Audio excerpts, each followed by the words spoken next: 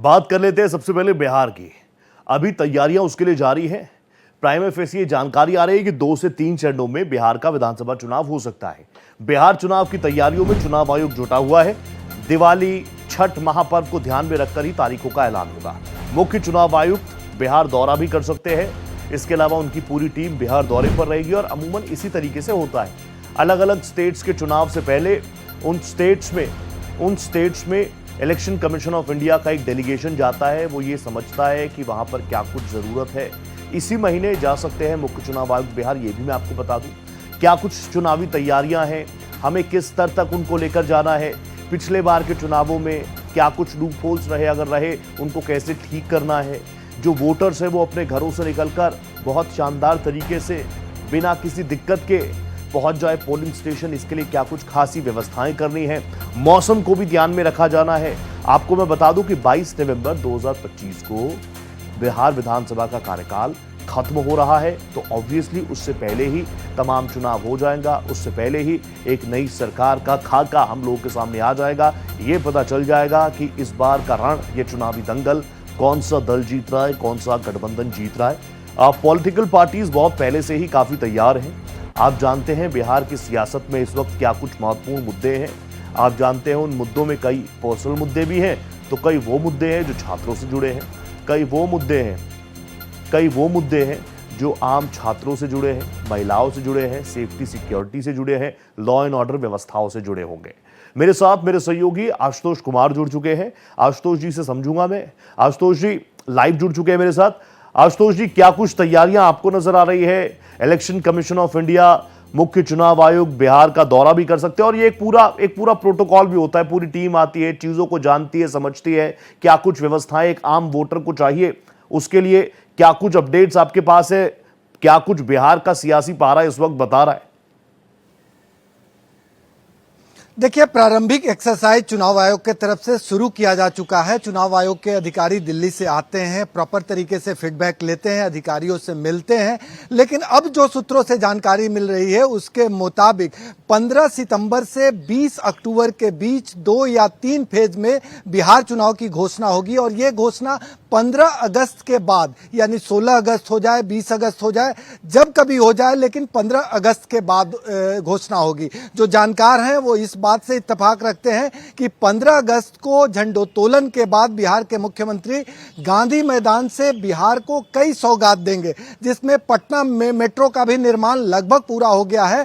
यदि वो पूरी तरह तैयार हो जाएगा तो मेट्रो की भी घोषणा मुख्यमंत्री गांधी मैदान से करेंगे। तो जो चुनाव आयोग की जो प्रारंभिक तैयारियां हैं, जैसे स्टेट विजिट करके स्टेट मिशनरी से बातचीत करना, वो किया जा रहा है, लेकिन उसको डिस्क्लोज नहीं किया जा रहा है। जैसे ही ये घोषणा की तैयारी होगी, चुनाव आयोग के कई दल लगातार पटना आएंगे, यहां अधिकारियों से मीटिंग करेंगे। चीफ सेक्रेटरी, डीजीपी, तमाम जिलों के आरक्षी अधीक्षक, तमाम जिलों के जिलाधिकारी से बैठक करेंगे, मुआयना करेंगे और फाइनली चुनाव की घोषणा होगी। साथ ही तमाम राजनीतिक पार्टियों से भी विचार विमर्श होगा कि कहां क्या फीडबैक है, किस तरह की रणनीति पे काम करने की जरूरत है, त्योहार को लेकर किस तरह से बचने की जरूरत है, किस इलाके में किस तरह का डिप्लॉयमेंट की जरूरत है।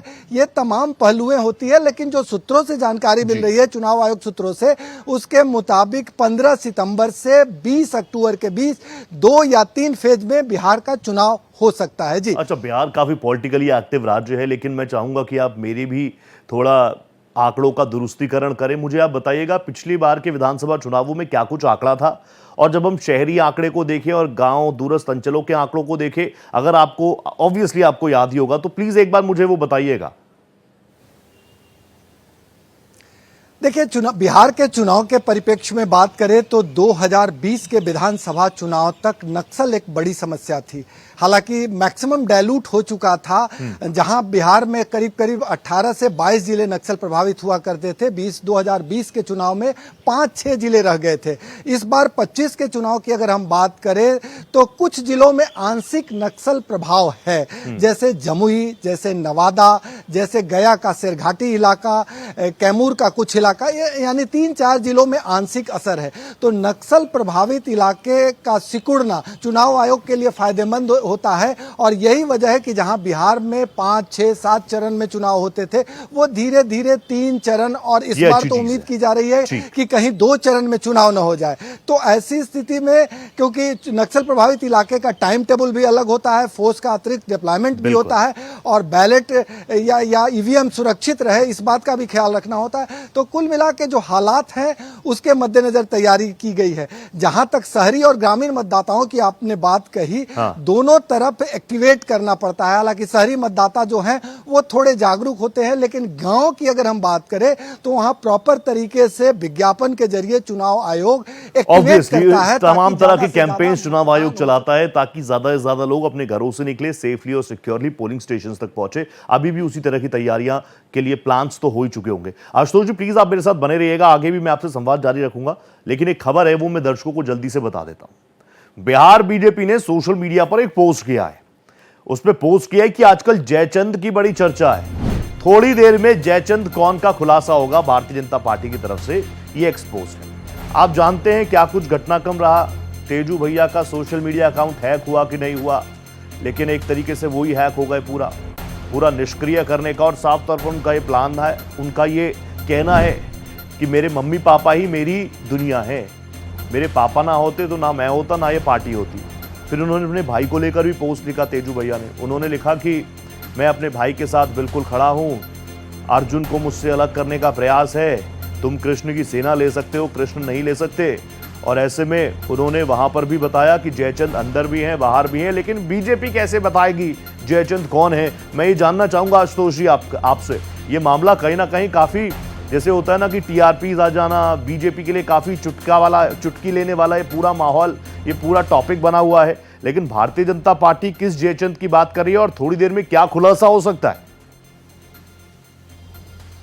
देखिए, बीजेपी चुटकी ले रही है, एकदम से निजी, निहायत निजी मामला है। और तेज प्रताप ने अपने ट्वीट के जरिए जिन जयचंदों का हवाला दिया है वो एक तरह से कहें अपने पिता से, अपने माता से, अपने भाई से गुहार लगाया है कि हम आपके साथ हैं। इसके बावजूद कुछ जयचंद आपको दिग्भ्रमित कर रहे हैं। लेकिन इस पूरे प्रकरण में रोहित, गौर करने लायक बात यह है कि जब यह मामला सामने आया तो लालू प्रसाद यादव ने ट्वीट करके तेज प्रताप को 6 साल के लिए पार्टी से निकाला, घर से निकाला। और जब दोबारा तेज प्रताप ने ट्वीट किया तो आरजेडी के तरफ से उसी ट्वीट को आधार बनाकर एक चिट्ठी निकाली गई जिसमें तेज प्रताप को 6 साल के लिए पार्टी से निकालने का हवाला दिया गया। तो आप समझ सकते हैं कि इमोशनल ट्वीट का असर लालू यादव पे नहीं पड़ा है, जबकि उन्होंने जयचंद का भी हवाला दिया है।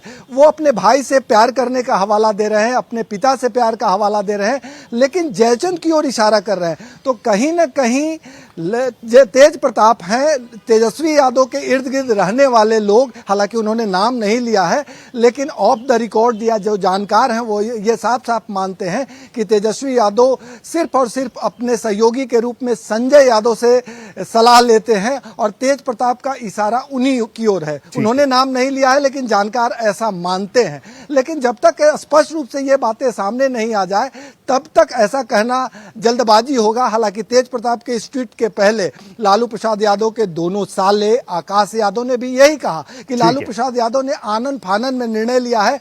आशुतोष जी तमाम चीजें तो हैं ही हैं, इस पर मैं आगे भी आपसे संवाद करूंगा, प्लीज आप मेरे साथ बने रहिएगा, क्योंकि ये पूरा मामला, इस पर भारतीय जनता पार्टी आड़े हाथों ले ही रही है। सम्राट चौधरी डिप्टी सीएम है, उन्होंने भी सोशल मीडिया पर एक पोस्ट किया है।